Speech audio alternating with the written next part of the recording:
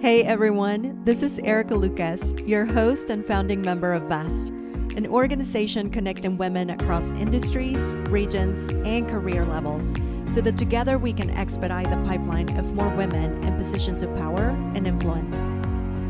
Welcome to another episode of the Vester podcast, where we explore the invisible barriers holding women back in the workplace and share stories of women building power collectively.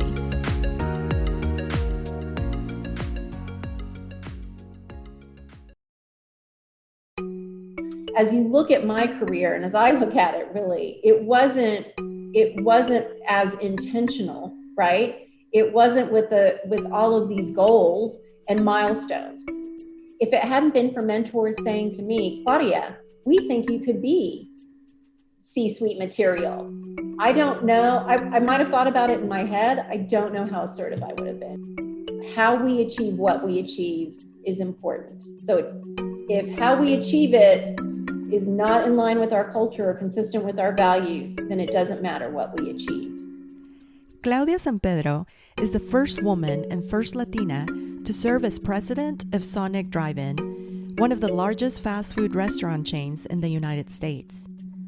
Prior to Sonic, Claudia was appointed by Governor Brad Henry as the first female and first Hispanic to serve as Director of State Finance for the state of Oklahoma. It was in this role that Claudia developed a love for understanding where the money comes from and how it's being used to make a difference in people's lives.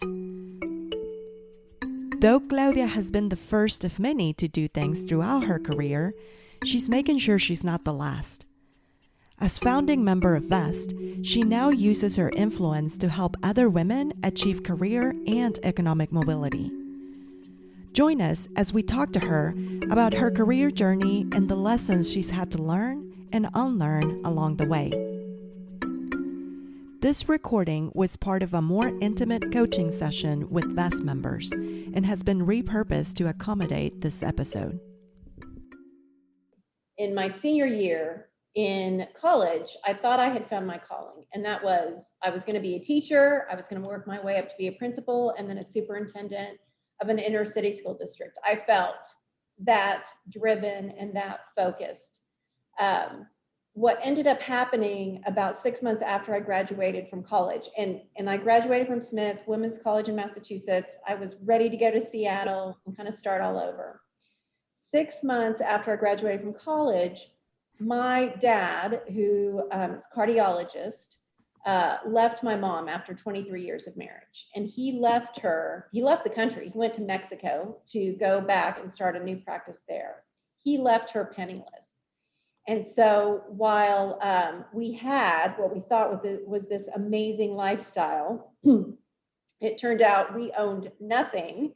We were significantly in debt. And because my mom was married to my dad, she was on all the documents and was responsible for many of those things. My mom, for a little bit of background, graduated from high school. She put her brothers through college. She helped my dad financially, but she does not have a college education and had been a homemaker for really 21 out of those 23 years. That was a major pivoting moment for me in my life when the dream of being a teacher and a principal and superintendent all of a sudden went out the door. And it was, how do we pay the bills? And how do we get the debt situation under control? So it was all about finding jobs and working for about 1.5 years in minimum wage jobs just to make ends meet. When did things start turning around for you? When I started working for the Oklahoma State Senate, staffing the appropriations subcommittee, it was like I had won the lottery. I had benefits, I had a salary, and we could stabilize our financial situation. Looking back at this experience, what has been the biggest takeaway from what you had to experience and go through? So if you can demonstrate your competency in your existing job, opportunities then start to come to you in ways that you might not have anticipated. I always wanted to grow and learn and do. I didn't always have a sense, and I can go back to whether it was the opportunity with the governor's office or the opportunity at Sonic, I wasn't saying this is the job and the role I want. I have friends who were very driven, knew exactly what they wanted to do, and have achieved it, and that's wonderful. That's just was not my trajectory and was not my experience. And I think it's important to note that, because I think that I spent quite a bit of time wrestling with that and feeling lost because I didn't have a specific trajectory. When I dreamed of being a teacher and a principal and a superintendent, it was a path. I could hold on to that. I could measure my progress. Once I lost that, it became a little more difficult, because how do you measure your own success, your own growth, and what paths you want to take? Currently, how do you measure whether or not you're making progress, whether you're on the right path? Am I being challenged in my work? Is my work valued? Do I like the people I work with? And for me, what's important is, am I part of building something bigger than myself? And if I can meet that criteria, and I do a job well done, and I get more opportunities, things will naturally present themselves. That, along with saying yes more than no. So I cannot tell you, as I'm sure you all have found, the number of projects and initiatives I've worked on that were neither in my job description or didn't seem relevant at all. But instead of saying no, say yes, see what you can do with it, and thereby developing relationships and proving to people that you really want to focus on the success of what you're building with that entity and that organization. And by building that success of that organization, you'll find individual success. That's a great set of values to have.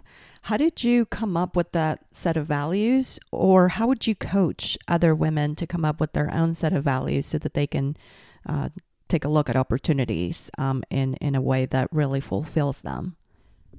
Have some honest conversations with yourself about what's important to you and why. And so as opportunities open up and you do get more choices, to make sure that what you're doing and how you're doing it is aligned with those core values that you have. And in some cases, those core values may be, I have to pay the bills. And so I don't get a choice as to what kind of a job I get. I am just thrilled I can pay the bills. As you go along, it may be more, I need to know that we're building something and that it's meaningful, and how does it bring meaning, and that I'm learning and growing at the same time I'm adding value. But being clear on that, for some of you, it may be position and title are really important to me. And so knowing that, but really understanding what the implications of that are and how that goes along. Claudia, you always talk about the importance of getting close to the money. Can you tell us a little bit more about where this comes from? What I found as I started to work at the state Senate is I loved the combination of learning about a budget, where the money was coming from, where it was going, and the programs and how they could make a difference in people's lives. And so for me, what I found is I love that combination of knowing the numbers and understanding the story behind the numbers, and how money and investment can be used for incredibly strategic purposes.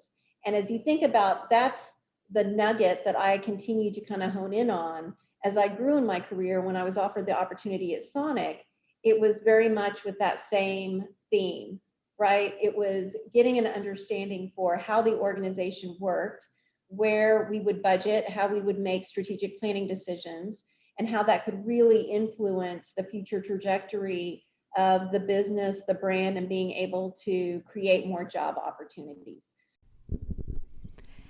Claudia, now people change careers often, right? Careers, companies. What influenced your decision to stay with Sonic for as long as you have?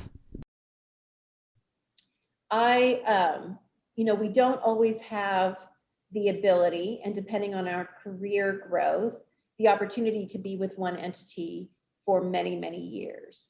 But I have found more often than not that in my experience, if I stuck through the bad times, of when I was questioning, what is this a dead end? I was treasurer and VP of investor relations for 8.5 years. And I can tell you, for a lot of people, they were like, that's too long. If you had CFO ambition, you should have left after 3 or 4 or 5 years. But for me, the core value was, am I growing and learning? Am I adding value? And is this the right cultural environment? And that was, for me, it checked all the boxes. And I thought, as long as I continue to grow, I don't need the position or the title. I'm learning new things. I'm being compensated well. I'm okay with that. Again, that's not the case for everybody. And so it's important that as you all navigate your individual situations, you are intentional and thoughtful about knowing who you are and what you want and why, and understanding the trade-offs in each of those circumstances. Claudia, why is it that although women account for 50% of the labor force, we're still way underrepresented when it comes to leadership positions, particularly in corporate America? How do we change that? I think one, obviously, is making sure you've got leadership that is open to diverse talent, although, and I think that's getting better and better. And I think I don't see that as much of a barrier as something that I know I went through, which is, as you grow in your career, depending on the position, there are trade-offs, and you do have to make sacrifices, and you need to be comfortable. And what I find refreshing now is I have many young men who, as we talk about their career, I've been, it's nice, but I've had quite a few young men say, I don't want to be promoted because I don't want to travel and I don't want to be away from my family. And until my family and my kids are older, I just don't feel comfortable. And I think that's a wonderful place to be as a society, to be able to embrace that and know that, and have those discussions. Because I know from my perspective, look, the trade-off for me has been, I travel, pre-COVID, I traveled once a week. Since the time my daughter was 1 year old. Not only was my child in daycare, but I've missed out on a lot of things. These are conscious decisions I've made. I'm still a wonderful mom. I'm and an amazing mom, wife, and employee. But knowing that those trade-offs are there and those are okay, that every person on this call has to make those decisions. And sometimes they change as you go through your career, because the number one thing I learned at the second I became a parent was never say never and never speak in absolutes, because you just don't know what life is going to hand you in those circumstances. So I think, one, I don't think that women have been supported enough in terms of career trajectory growth, and that's why we haven't seen as many female leaders. I think, two, it is a sacrifice, and I don't know, as a female community, and that's why I love VEST and the networking, that we've provided opportunities for women to share in those hardships and in those trade-offs. And I'm speaking, and I'll give you a classic example. Having young kids, going through my career, you will often get asked by either your CEO, board members, other executives, gosh, it seems like it would be really hard to have young kids and do your job and travel so much, but you make it look easy and apparently you do it well. And your response is yes, and everything is wonderful. You don't say, oh my God, it is day-to-day survival and I think I'm going to die today. And so what's important is it took me a while to find that social network of friends and other women where you could be completely vulnerable and say, oh my God, how are we going to do this in a way that didn't come across as weak, that doesn't come across as I can't do it. This is just the life we live, right? And how do we navigate those situations? So I think the other piece that's been missing in that career growth for women is having networks and leadership networks, because I think for too long, women, and I'm not going to name names, but they're some of my greatest role models as leading political and business figures have done us a great disservice, because they would make statements like, I was able to be who I am and I made every ballet recital, or I never missed X. That is not true. And it hurts me, and it makes me angry when people still perpetuate that myth.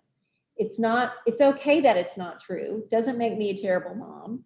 And let's just speak honestly about it. And so I think that piece, because if I think about my role models who set that as a bar, I'm automatically failing. And so why would you're putting me in a situation where I may not want to move on to that next step, because that's my vision, that it all has to work well all the time. So I think it's a combination of all of those things that have held us back. And I think the combination of us pushing, us making sure that our leadership embraces diverse talent, us making sure we have networks, and understanding that, yeah, it's not okay for me to say to my CEO, I'm having horrible days right now, because he's got a lot of other horrible things he's got to navigate. But I need a place where I can go and have those conversations. 100%. And I think that a lot of what you say, Claudia, and we actually had a speaker earlier in the year, Michelle King, who talked to us about how workplaces were never designed, not just with women. If we get away from the gender specific, she was making the argument that for whatever reason, workplaces were designed with the John Draper in mind. If anybody watched Mad Men, and so if you don't fit within that leadership style of John Draper, you're doomed, which affects a lot of men as well. So I love what you said about man now being more comfortable asking for time off to be with family and so on. I think that building more equitable workspaces, and by the way, VEST in itself is not just about making it better for women in the workplace. It's about everyone. Everyone benefits when we create more equitable workspaces. You've done it, right? You've arrived. You've arrived to that C-suite level. What do you enjoy about it? And what are some of the misconceptions maybe that we may have about arriving or getting to that point where you've done it, you've achieved that level? Well, one, you never arrive, and it never feels that way. So each moment, right, you think, oh, this next level, it's going to have, I know there are trade-offs, but it's going to be this amazing thing. And you're like, oh my God, no. And I still got to get the kids to school, and I got to figure out dinner, and work on this big project. What I enjoy the most, and I will tell you right now, particularly at Sonic, which has been incredible to me, is, so I went from a life of public service, which was incredibly meaningful, right, I went to working at a fast food chain. And I remember some of my friends saying, really, you're going from like healthcare reform and child welfare to like the price of potatoes and putting out hamburgers? And what I didn't appreciate until really my third or fourth year, when I had the opportunity to engage with our drive-ins and with our franchisees, is the incredible life-changing opportunities we provide for financial security and success in a non-traditional way. If you look at our drive-ins, and if you listen to our people's stories, our team members are team members who, in some cases, they didn't have a great high school experience. They weren't the straight A or straight B student. Some of them went to college, some of them graduated, some of them didn't. But we provided an opportunity for a career path for them that they wouldn't otherwise have had. And that, to me, I was just listening to some testimonials, teen moms. I mean, I listened to Michelle Hoffman with one of our franchisees who started working off as a car hop. She had clearly different career trajectory. She got pregnant at 17, and so she had to completely reevaluate what she was doing and how she was doing it. Well, she's now a general manager making like $80,000 or $90,000 a year. That's real money. That's not, we associate fast food a lot talking about the minimum wage. The reality is that's the entry level. We always have opportunities for growth.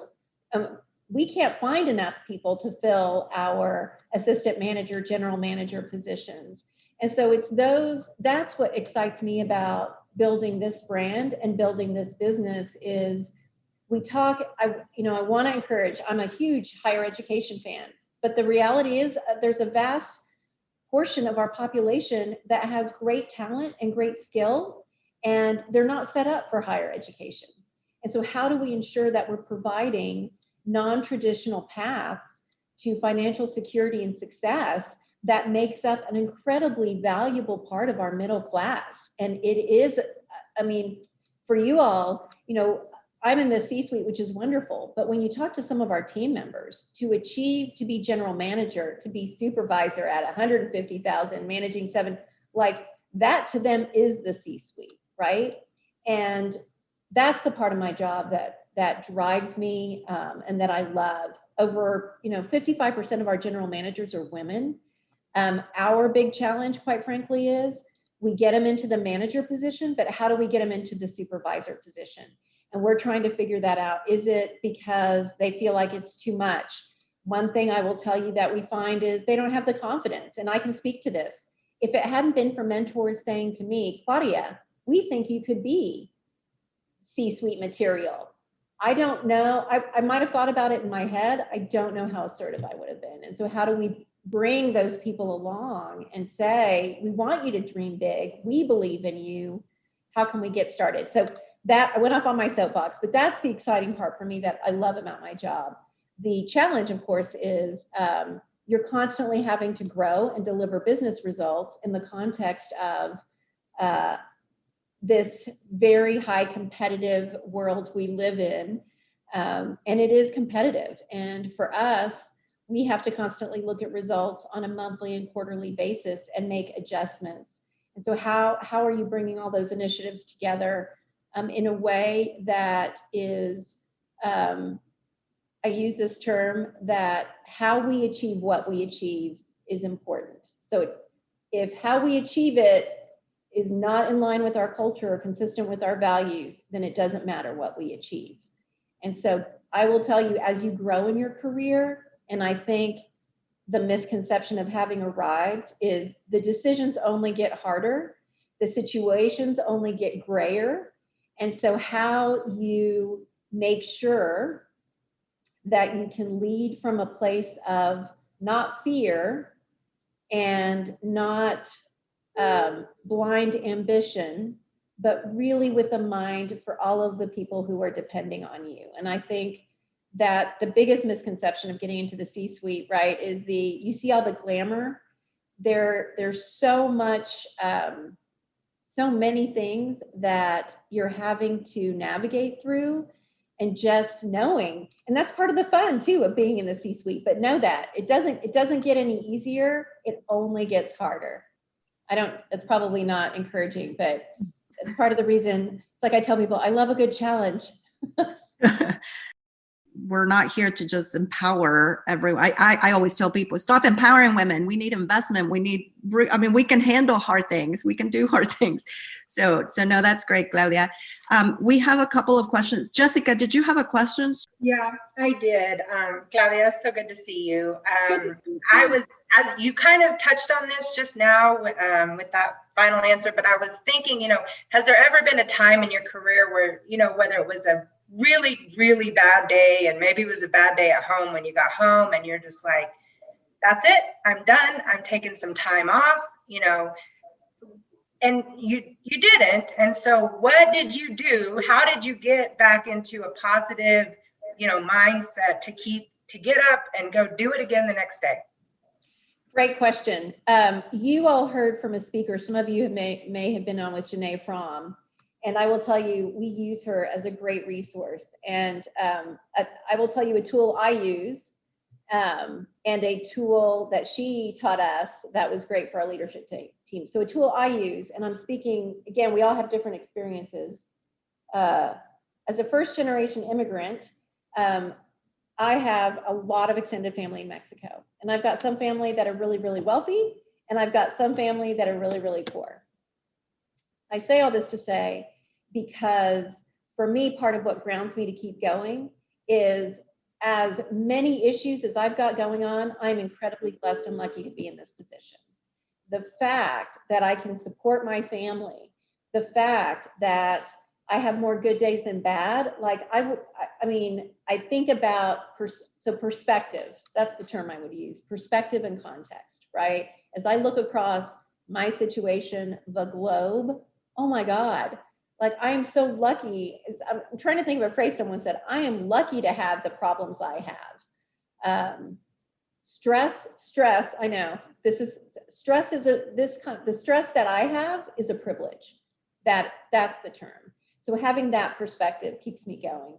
The other perspective, Janae Fromm, where she says, because I'm a huge believer in, like, don't deny what you feel and what's been going on. It's okay to say, this is horrible. I'm upset, I'm angry, but don't get stuck. And the tool that Janae really helped us with was acknowledge it, own it, but then what are you going to do? Like, what's your next step? And where I tend to get stuck, honestly, is like, for me, I'll get stuck in overanalyzing. Like, why is it that I don't like this? Why is it that I had a bad day? Why is it that I can't get everything together? And instead of getting stuck there, for me to say, it's hard. It's a bad day. It's okay. And now tomorrow, just start all over again and come in. And the feeling, I'll tell you this other term she uses, which I really appreciate, and I remind myself, what I am feeling today at this moment is what I am feeling today in this moment. It is not in any way an indication of what I'm going to feel tomorrow or the next day. And so those are some tips and tricks. I will also share with you, Jessica, it is a day by day thing. And I think what we have to allow ourselves is on that feeling in the moment is do not get crushed by it. And as I think about times where I've been wanting to make major life decisions, taking a deep breath and giving myself some time to process. Because I have had moments where I'm like, I can't take this anymore and I'm leaving. Like, whatever it is, I'm leaving. And I am grateful that I took the time and a deep breath to say, calm down, give yourself some time and some grace. Another member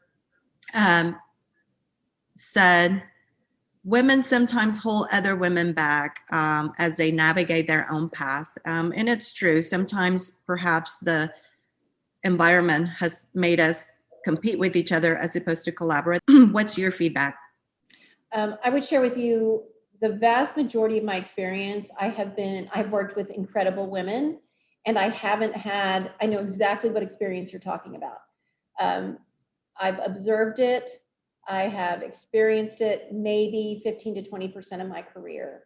And what I would share with you is it's horrible when it happens, because we all should be here to support each other. And in the time that it did happen to me, where again, this, what I really just tried to focus on is as I look around who I work with, who are my allies, whether it's a man or a woman, and how do I continue to just forge on, focused on achieving the job at hand, and having the faith that over time, everyone's true colors are going to come out. And so if I am feeling stifled, or if I feel like my career is being in any way inhibited by that sort of behavior, to give it some time and continue to just prove who you are and raise your hand to raise awareness of certain situations. I remember there was a time I was working at Sonic and I was really frustrated with the situation. And I went to talk to one of my mentors, and he said, Claudia, change happens, but it happens really slow. And just have confidence that people's true colors will come out. It takes time in some cases, but people's true colors come out. And as that happens, things will come into place. But you have to be patient, and it is frustrating and it is awful. And so that's what I can speak to on that piece. Is I have more often than not had that. And this is where I would also tell you, I have worked really hard in all of my work situations to develop friendships and relationships with women, and making sure that whether it's a man or a woman, but particularly women, how do I help you succeed. Because my experience has been, if I help you on a project and I help you with something, you know that I'm here to support you and I've got your back, and have it, that builds trust and confidence that can then be reciprocated. And sometimes what it takes is you have to take the higher road, and you have to be the one to show them and to lift them up, so that in turn you can develop that sense of trust and relationship, and then it can be reciprocated. Claudia, we have another question. I'm actually going to combine two because I think we can, and I love this question. One, what do you believe about the imposter syndrome and how to overcome that? And I'm going to attach this because I think it's particularly also born and raised in Mexico immigrants, first generation immigrant. What do you do if your family members ever encourage you to stay in one position or where you are because it's already good enough? Oh my God, that's such a great question. And may I say, so Mexican or Latinx, right? Like, oh my God. So the first one is, the imposter syndrome is totally real and true. And I think it's kind of like, I would tell you this about like what I said before on the role models who used to say, I can do it all. I attended every single game and recital, and I can still put out a great presentation and travel around the world. The fact that we have a name for it, that it's out there, that we can talk about it, is huge. Because I grew up for most of my career not knowing and feeling all of those things. And I will tell you, and I know you've heard this, but I'll emphasize it again. It holds us back because we tend to want to master a subject before we say we're ready for promotion. And that is not the right way to go about it. And this goes back to my point of saying, yes, I don't know how to do anything. I don't know how to do that, but I'm going to say yes, and I'm going to figure it out. And I'm going to impress you because I work hard and I ask questions and I call on people. So it's a very real thing. It does hold us back. And I think the extent to which, again, you've got a network of women you can talk to. And I'll share something with you. Men have that exact same syndrome too.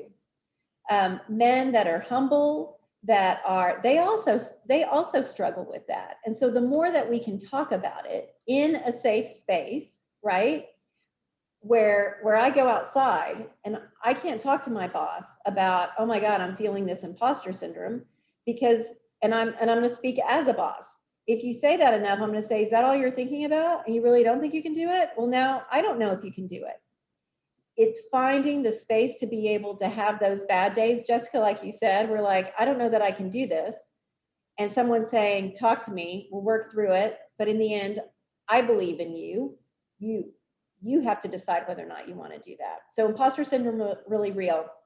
The whole Latinx on it's good enough, that is such a tough one. And I will share with you two things that just break my heart, right? One is, in the Latin culture, you are not to move away from your home for higher ed. You are not to do that. And why would you possibly think about that, right? Like, how crazy are you? And that breaks my heart. And I will share with you, in our family, my dad was the visionary dreamer, and he was like, you go wherever you want to go, and I am here to support you. Like, I want you to think as big as you can. And my mom was the one of like, you don't need to go anywhere. You need to stay right here. And you need to be with the family. And who do you think you are? You think your brain is that big? You think you're really that smart? And she didn't do it out of malice. It was just this being with the family, right? And don't dream too big, because you might have a sense of failure. And, you know, Erica, I would say, I think too, again, how do we start to have more of those conversations to separate what I would consider, consider separating three things. I love my family so much, and I am committed to them, and I believe in them. But I don't agree with everything they say, and I have to forge my own path. So how do you start to make those distinctions? The second piece, the intellectual piece, right? Intellectually being able to say, I want to dream big, and it's okay if I fail, because you know what? I'll find another job. And then the feeling part of it, which is reconciling, if I know I love my family, but I want to set my own course, and I know I want to do this and could fail, then whatever I'm feeling at the moment, putting it in that context. Because there are times, and I think this happens to all of us, and it tends to happen more often to women, where that sense of this, say we have social baggage, we have historical social baggage. Our historical social baggage is we're supposed to be raising the kids, and we're supposed to be maternal, and that's our historical social baggage. So if I feel so guilty about that, I'm going to make decisions that may not be in the best interest of myself or my family, because that's the lens I see it through. And it's those feelings sometimes, if we don't separate out how much of this is what I'm feeling, but let me look at it intellectually, and let me also look at it in the context of what my family thinks I should be doing, and recognize I can love them and disagree and chart my own course. Sometimes we also get into the mindset that we have this imposter syndrome, but it's not really imposter syndrome.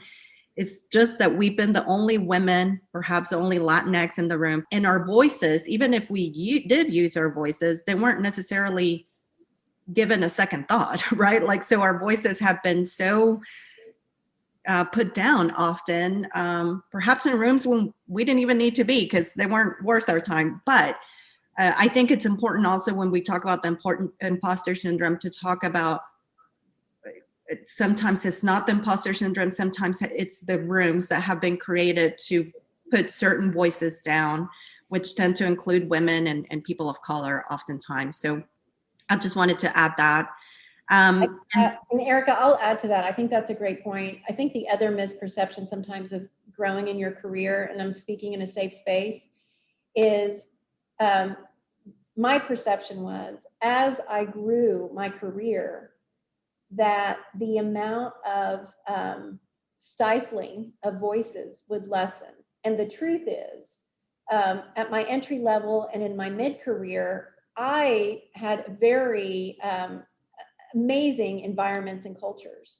The biggest misconception is, as you grow in your career, that you're and that you get that seat at the table, that you're going to be heard. Because the truth is, it actually gets harder. Because you go from, and this again, you start with entry level, mid level, it's more diverse.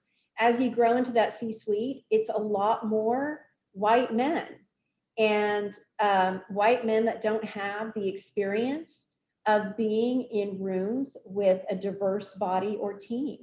And so you're having to, there is a sensation of, oh my God, I feel like I'm starting over. This is terrible. But again, instead of running out of the room, you're like, you know what, this is what I'm given. I've got to figure it out. So how do I figure it out? But I think that is important, because I think if we think it gets, like, that part gets harder, and there might be a misconception that that part gets easier, and it does not. Yes. So Claudia, as you were mentioning some of these things, also Mexican immigrant, I think sometimes we've grown up with this concept of, calladita te ves más bonita, which is, you stay quiet, you look prettier. But as we've seen in our professional life, how do you balance that part where, you're ready for a position? I know you mentioned work as hard as you can for this, but then sometimes I feel like we do get overpassed, and, we tend to be like, okay, I was ready, and you were really quiet about it because you want your numbers to show, you want your work to show, but then you continue to be overlooked for some of these positions. So what has been your experience, or what can you tell us about when is the right time to speak up or to show that you're ready for that position? Miriam, I think that's a great question. And what I would share with you, it's getting the courage to get into the room one-on-one and share. And this is where it's been hard, and I've had to learn this, is feeling comfortable saying, I want to do this, and I think I can do this. So let's have a conversation about what you think I need to be doing in order to get to this level. And so I think taking the first step is just setting up the meeting and having that conversation, and you being in control of that and owning that. I think the second piece, and this is what I'm saying this personally, both as being the receiver and the giver, is the feedback piece. So when you're in that room, and here's what I would tell you: you are lucky if you get someone who gives you a lot of feedback, quite candidly, because I've had bosses who don't give you any feedback, and you don't know what's going on, and then things happen and you're like, I don't understand. I didn't get the feedback. So I think and oftentimes, I'm saying this as managers, depending on your leadership style, people don't always feel comfortable giving candid feedback. So what you can do as an employee is you can set the stage and build trust to say, I want to hear your feedback and I want to listen. And the hard part about that is when they give you that feedback, it's not always what you want to hear. And I'm saying this personally because I've gotten quite a bit of feedback throughout my career where I was like, that is not what I do. That is not how I am. And at a crucial moment, I remember someone talking to me and saying, Claudia, you can choose to take that approach, or you can choose to listen, absorb, and figure it out. Because these people are here to support you. They're giving you this feedback to make you a better person. It's not because they're trying to stifle you. It's not because they don't understand you. But you need to listen. And that has been the greatest gift as well, Miriam. So as you're having those conversations, really asking and soliciting, asking, what do you look for? What skill set do you look for? What leadership skills? What does that look like to you? And getting that feedback. Because I think by letting them know you're interested in the position already sets the tone. Like, I'm here, I'm ready, put me in. I think the second piece of, I need feedback because I want to make sure that from your perspective, you have confidence that if I'm not there today, what is it going to take for you to feel comfortable that I can get there? That second piece is asking for that feedback and actioning against it, even when it feels horrible, right? And then again, going back and separating out, it feels horrible, but let me intellectualize this. And I'll give you a classic example. In my case, it was listening. Claudia, like, you don't always have to have the answer. And it would just be helpful if you listen sometimes. Yeah, my question was just the one from family members telling you it's already a good enough position. Then you add kids into the mix. And then definitely that's when your parents are saying, or whoever, you're already in a good position. They already let you do X, Y, Z. And it's like, they're not doing me a favor. I do my work. But thank you for answering that. Lindsay says, I saw a great TED talk about how leaders are only as good as their first followers. I feel that. I have some incredible first followers, but we're not as scrappy startup anymore. And I see some of them struggling, grow, and evolve with the company. How have you continued to inspire and motivate your first followers, those super loyal folks who, one, feel a sense of in-depthness to you? I guess that's tied to like your culture at Sonic. Is that? I think, well, I'll tell you, because I think I know exactly what you're talking about. And I went through this twice at Sonic, and actually probably a third time with the acquisition and integration. And that is, I'm going to use a phrase, the talent and the leadership that got you to this place today may not be the talent or the leadership you need to get you to the next level. And those are some of the hardest conversations and decisions that you will ever have to make. And I know exactly what you're talking about. And so I'll share with you just a couple of things that we went through at Sonic as potential parallels for you. One of our core values is relationships as a way of life. It's incredibly important to us. It is I need to understand you and know you, in addition to like getting the business job done, right? And if I know what your business priorities are and I can help you with those, then we can all together get there. But it's very relationship and emotionally based. We were at a point in our business where we needed to grow. And as we looked around at our workforce, the talent and the leadership we had that got us here and we were eternally grateful for was not in all cases going to be the talent and the leadership we needed for the next level. And what's hard is you being able to frame it in a way that respects, honors, and acknowledges contributions, commitments, people, and the relationships, and to some extent separating it out. Again, this is where we are as a business, and this is what it's going to take to get to the next level. And so as you think about doing that, you can think about it through both lenses. One, from a business perspective, let's celebrate the fact that we made it this far, and let's talk about that and all of the things that it took to get here. As we think about that next level of growth, what does that look like? And what is the skill set we need? And what's the expertise we need to get there? And we need to all be very upfront about that, not with the entire organization, but with your leadership group, and then start to have those conversations. In some cases, I will share with you when we went through this, first of all, not everyone's going to like you, and you're not going to be able to maintain every relationship, and it takes two people. Because we had people saying, you know, Sonic's changing. It used to be relationships as a way of life, and now you're not about the relationship. You just want someone to do the job. And I will share with you, my perspective was relationships as a way of life doesn't mean that because you were here for 20 years and you've been here for 20 years, but you're not contributing as much, that you get to stay here. That's not the contract we make. It's the relationship on the business. And are you growing and learning? And are we growing and learning? And it has to be those two things. But in other cases, being able to, and I just went through an incredibly difficult acquisition and integration where I have been able to maintain quite a few of the relationships. And it's that double-sided piece of saying, I want you to know, like, everything that we would not be where we are today if it weren't for every single person in this room. One. Two, being able to say we're having to make decisions to get to that next level. And what you all have to decide as leaders as you go through them. In some of those cases, it's they don't have the skill set or that expertise. In others, it's not that at all. It's just the circumstances of the business context that you find yourself in. Can you give an example of rejection? Oh, like how many examples? I think, you know, rejection takes on multiple things. It can be, I'm providing my viewpoint at a meeting and everyone's acting like I never spoke at all. That's a form of rejection that's hard. There's the rejection of trying for a new opportunity or new job and being told, hey, we don't think you're ready yet, but we appreciate the interest. And so those are some examples. And I see it every day. And again, it's being able to separate out, they're not rejecting me. They're rejecting either the thought or they're rejecting the fact that they don't know how to work with women. So we're going to help them. We're going to help them figure that out, right?